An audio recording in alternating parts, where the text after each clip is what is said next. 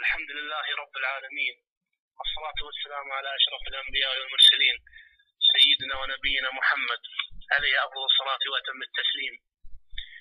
أنا ابنكم بكر بن عوض الرشيدي، أقف خلف قضبان سجن المدينة المنورة منذ أكثر من 12 عام، واليوم أناشد مولاي خادم الحرمين الشريفين وولي عهده الأمين حفظهم الله لهذا الوطن الغالي، لهذا الوطن الغالي على قلبي، وأناشد أهل الخير في بلاد الخير، وأناشد أبناء قبيلتي بني رشيد باعتاق رقبتي من حد السيف، وأملي بالله ثم فيكم، أملي بالله ثم فيكم كبير.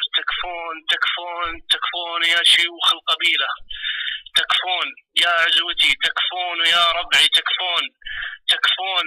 تكفون يا شباب القبيلة، تكفون يا عزوتي، تكفون يا عيال عمي، عمري مرهون بين أياديكم.